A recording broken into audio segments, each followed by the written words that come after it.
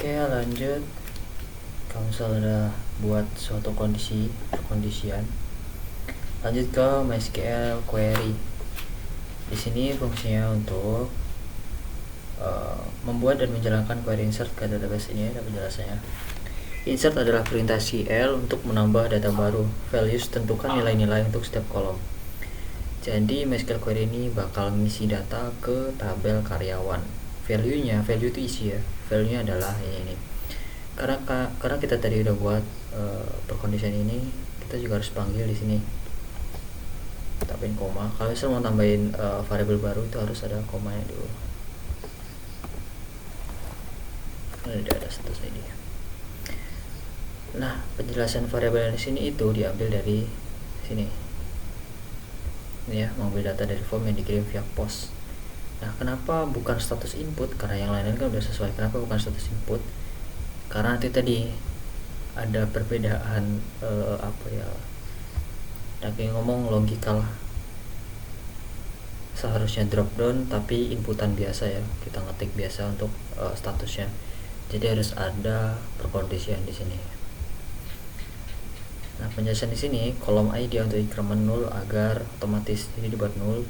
Kolom nick dengan nilai dari form dan nilainya itu sama. Juga dengan status ID-nya. Nah, setelah itu lanjut fokus ke tag form. Karena di sini untuk kita nanti ketik atau input mengisi ya di bagian tambah karyawan. Ini juga harus sesuai di bawah alamat juga. Ya sebenarnya terserah sih untuk untuk letaknya, cuman karena biar terstruktur aja ya penjelasannya. Jadi di sini kelebihan.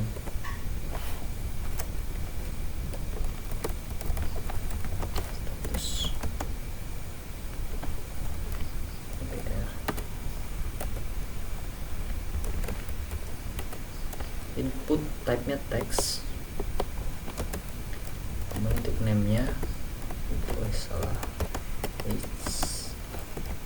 status karyawan harus sesuai yang di sini. Nah, ini karena untuk inputan pokoknya harus sesuai, tidak boleh typo sama sekali.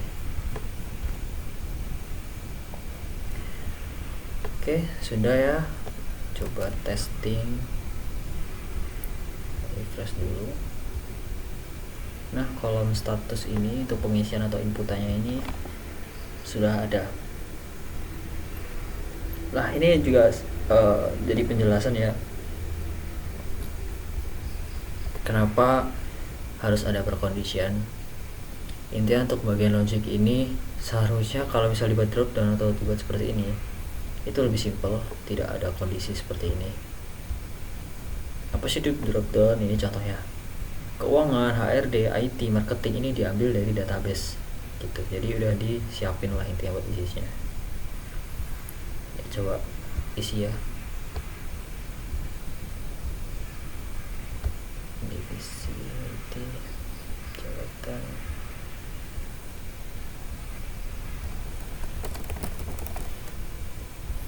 Status misalnya aktif, tuh simpan.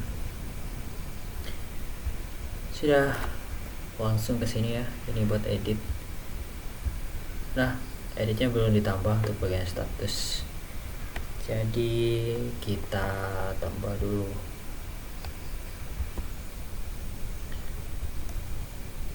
Kita lanjut ke bagian edit. Ya di sini edit ya. Belum ada kan untuk edit bagian status.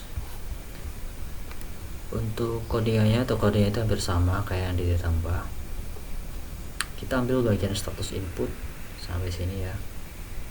Karena ini berguna untuk ngecek ya, kalau misal di dalam tabel status itu, di status karyawan itu belum ada apa yang kita input tadi di kolom status, bakal buat lagi. Kalau udah ada ya pakai itu. Jadi nggak perlu ada data timpang tindih atau data sama gitu ya, biar rapi. Copy, paste di sini di bawah alamat. sama bakal sama. Oh ya, di sini ditambah juga ya ID status ini beda karena bekas yang kemarin. ID status sama status ID ini sesuai ya, ID status ini sesuai dari ini kok tanda petik juga nih, sesuai di database nya. Mana lagi database ini?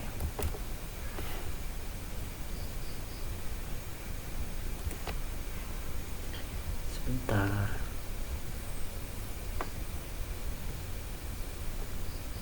Ini intinya nick, nama, ID divisi di jabatan di lokasi sampai ID status itu field dari tabel karyawan.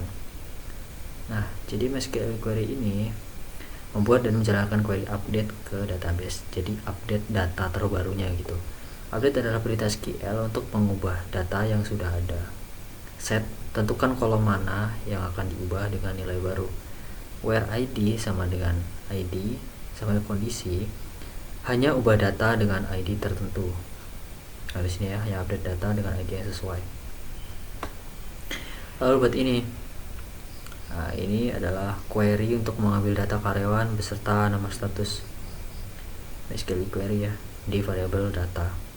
Koreksi jangan lupa dipanggil, itu select, pilih K, ini alias daripada tabel karyawan. K, S status karyawan. S tadi kan alias dari tabel status, diambil status karyawannya. Mana ya, nih perusahaan.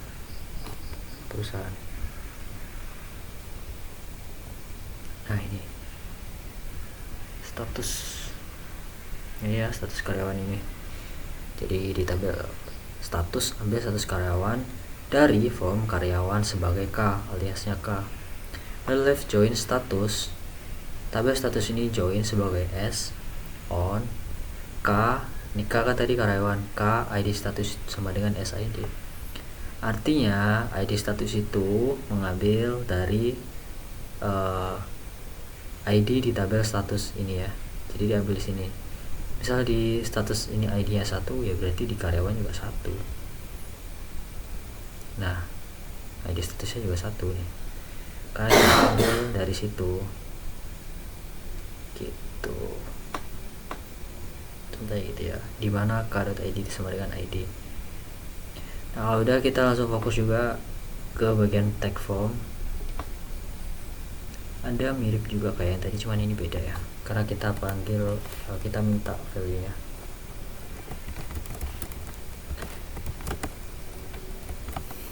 Spare input type. Nah, ini ya. Input type-nya to text, namanya status karyawan harus sesuai juga dengan nama field-nya.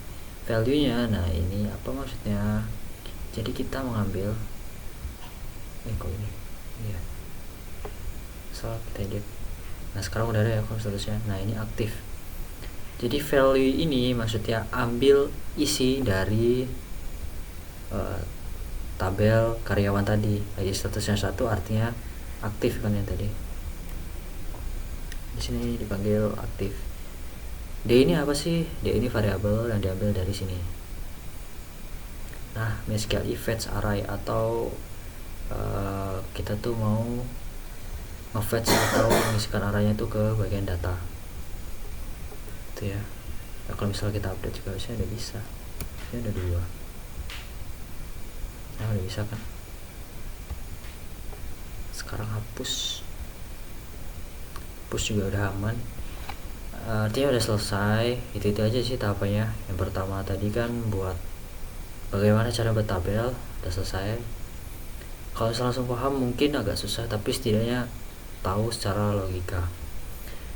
Nah itu bagian sini ya di codingannya tadi. Semoga bisa paham. Karena memang udah jelas ya, terus ada komentar-komentar juga di setiap kodenya.